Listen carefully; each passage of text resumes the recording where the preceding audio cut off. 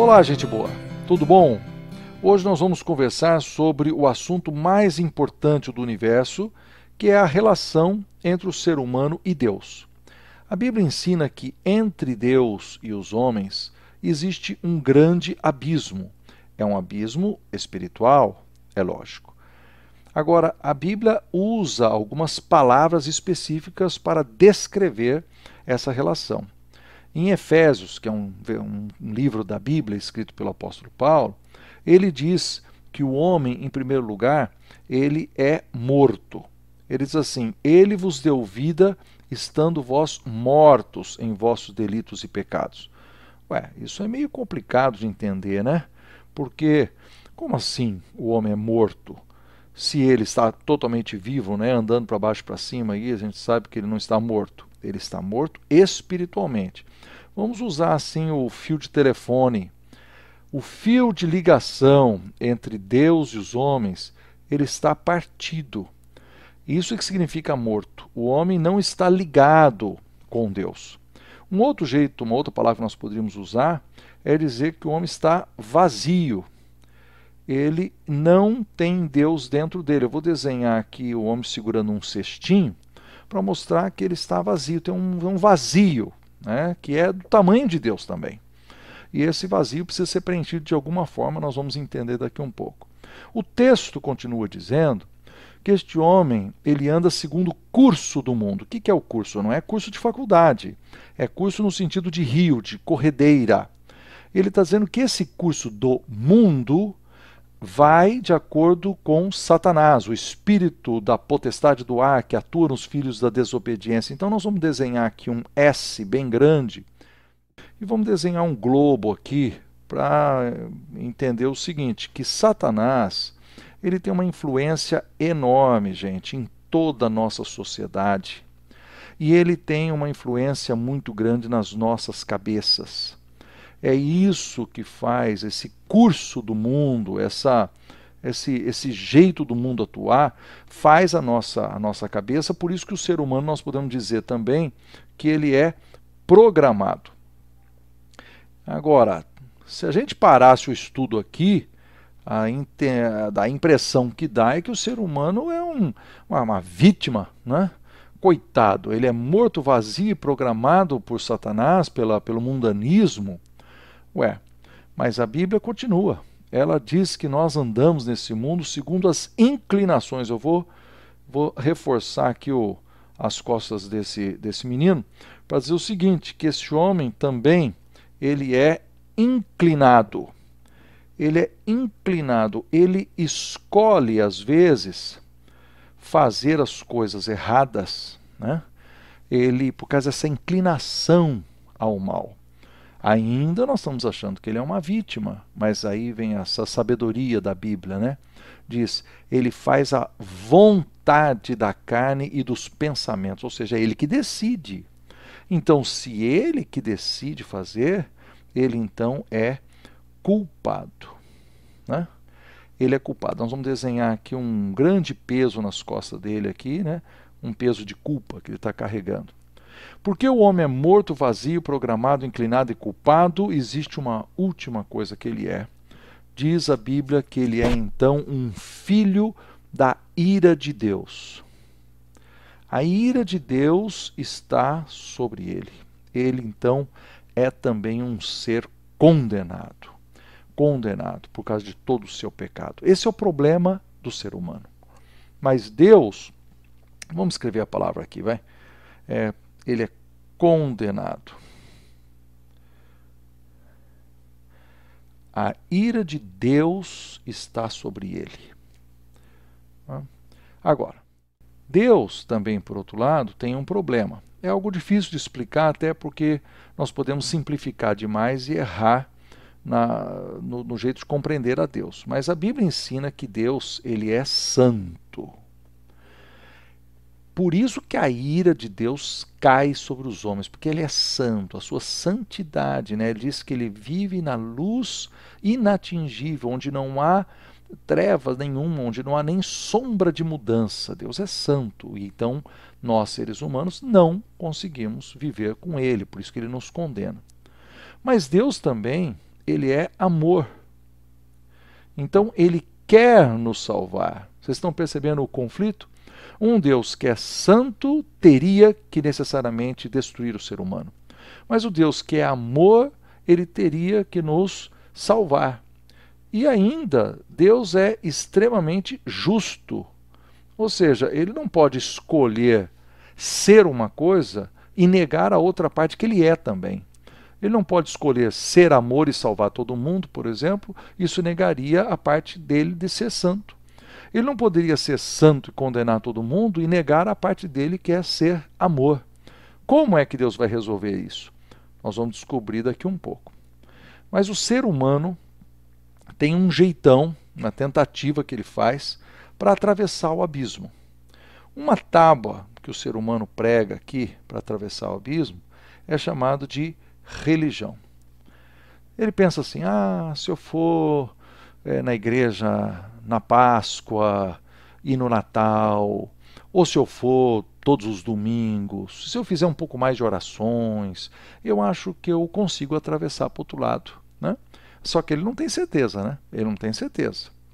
Agora, outra coisa que eles fazem, né, nós fazemos como seres humanos, é o quê? Nós fazemos boas obras. Ninguém é contra boas obras, fazer boas obras é ótimo, mas é uma tábua curta. Né? Por mais que eu faça, eu não consigo eliminar essa lista de coisas que eu sou aqui. Eu sou morto, sou vazio, sou programado, inclinado, culpado, condenado. Posso fazer as boas obras que eu quiser, eu ainda sou tudo isso. Alguns seres humanos, eles usam uma outra tábua chamada negação. Eles dizem, não, isso é bobagem, esquece. Isso é coisa da Bíblia, isso nem deve ser verdade. Então eles negam. Todas essas são tábuas curtas que não atravessam o abismo. Então, o que diz o versículo 4 lá de Efésios capítulo 2? Mas Deus, olha que fantástico, Deus então vai fazer alguma coisa. Diz Deus, por causa do seu grande amor com que ele nos amou, sendo rico, né, em misericórdia, ele nos deu vida. Ele nos deu vida. Está vendo? Nós estamos mortos, nossos delitos e pecados. Ele nos deu vida. E aí diz, então é pela graça que nós somos salvos. Ou seja, é um ato de Deus, de gratuidade dele, dizendo, eu vou fazer alguma coisa por você. Continua ainda o texto. Diz que ele nos ressuscitou.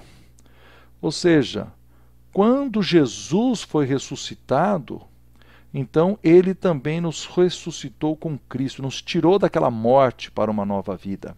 É mais ainda, diz que ele nos faz assentar em lugares celestiais, ou seja, nós somos verdadeiros filhos em torno da mesa, sentados com ele. E ele então, por causa dessa bondade enorme, ele fez o quê? Ele enviou Jesus. Jesus Cristo é a verdadeira ponte desse abismo. Jesus Cristo, ele preencheu o vazio que estava nos separando de Deus. Glória a Deus, que maravilha, que coisa fantástica. Jesus Cristo resolve o problema de Deus. Veja, Deus, como ele era santo, ele deveria colocar sobre nós a sua ira. Mas ele colocou a sua ira sobre Jesus. Como ele é amor, Jesus então foi a demonstração do seu amor, porque é ele que veio encontrar conosco na nossa necessidade. E ao fazer isso, ele foi absolutamente justo. Então ninguém pode acusar Deus de não ter feito a parte dele. Nós então temos uma solução. Eu vou chegar no ponto mais interessante daqui a um minuto, mas vamos ler esse versículo 8 e 9 que diz assim: porque pela graça sois salvos mediante a fé, e isto não vem de vós, é um dom de Deus, é um presente de Deus, não de obras para que ninguém se glorie. O que significa isso? Significa que ninguém um dia, gente, vai chegar lá no céu, inchar o peito assim e falar: ó, eu cheguei aqui porque eu fiz isso, porque eu fiz aquilo, eu sou o maior de todos, né? Devia mesmo ser salvo, tá vendo? Se fosse baseado em obras, os ricos seriam os caras que chegariam lá mais. Pessoas poderiam comprar a entrada. Seria um orgulho enorme. Então a Bíblia claramente diz: não, não por obras, para que ninguém se glorie. O ser humano não vai estar no céu baseado em obras. Então vamos voltar. Como é que ele faz então? Diz: pela graça sois salvos, diz o texto, mediante a fé. Fé é uma coisa mal compreendida. Muita gente fala assim: não, eu tenho fé. Fé é acreditar. Não, não é só isso. Vou explicar para vocês. Fé é uma soma de 3 coisas. Primeiro, você precisa saber alguma coisa. Veja bem, você tem fé em alguma coisa que você conhece. Você não tem fé na fé. Tem gente que tem fé na fé. Fala assim: não, eu estou crendo. Faz aquele esforço para crer. Mas para quem crê em quê? Você precisa primeiro saber. Tudo isso que eu acabei de falar para você, precisa saber, conhecer. Esse é o Evangelho. Agora, a segunda coisa que você precisa fazer é concordar. Porque tem gente que fala assim: ah, eu entendi a explicação, mas eu não concordo. Eu não acho que é assim. Bom, então se você não acha que é assim, você não está entendendo o que Deus está ensinando. Agora tem gente que sabe, que concorda, mas ele não toma o último passo. O último passo é submeter. A submissão, a entrega total. É a pessoa que diz assim: eu pertenço a Jesus de agora em diante porque ele fez tudo por mim. Esse é o ponto principal, queridos. Esse é o ponto principal. É aqui que a fé vira fé de verdade. É quando você conhece, concorda e toma o último passo, que é se submeter a Jesus. Então, qual é o nome desse desenho que nós fizemos aqui? O nome é abismo. Por quê? Porque existe um grande abismo, mas é um abismo o quê? Ligado. Por quê? Porque Deus ligou. Vocês não acham isso fantástico? Então nós entendemos que a nossa situação era miserável. Nós éramos mortos, estamos mortos, vazios de Deus, programados, influenciados por Satanás, pelos demônios, inclinados na nossa carnalidade. Somos culpados porque fazemos as decisões que estão na nossa cabeça, nós escolhemos fazer errados. E por isso nós somos condenados e merecemos a ira de Deus, porque Deus é um Deus santo. Né? E nós também fazemos um monte de tentativas para atravessar do outro lado. Mas aí Deus faz alguma coisa por nós. Ele manda Jesus Cristo. E Jesus faz o serviço completo. Ele recebe em si na cruz a ira de Deus. Ele paga os nossos pecados. Essa é a demonstração do amor de Deus. Deus é absolutamente justo. Qual é a minha resposta? A minha resposta é que eu preciso me submeter totalmente. A Bíblia chama isso de fé. Fé, então, não é apenas aquela crença assim: ah, eu acredito em Deus, eu acho Deus legal, né? Eu até de vez em quando vou na igreja. Isso não, fé é uma entrega total. Fé é a submissão total. Eu seguirei a Cristo. E eu quero convidar você, para você hoje que está me escutando, que você faça a decisão mais importante da sua vida. Você diga assim: eu entendi o abismo. Eu entendi o que Deus fez. Eu entendi que Jesus tomou o meu lugar. Por isso eu creio, eu concordo e eu me submeto. Essa, sem dúvida, é a decisão mais importante do universo. É a sua decisão que modificará totalmente o seu futuro e a sua vida na eternidade. Um abração, que Deus te abençoe.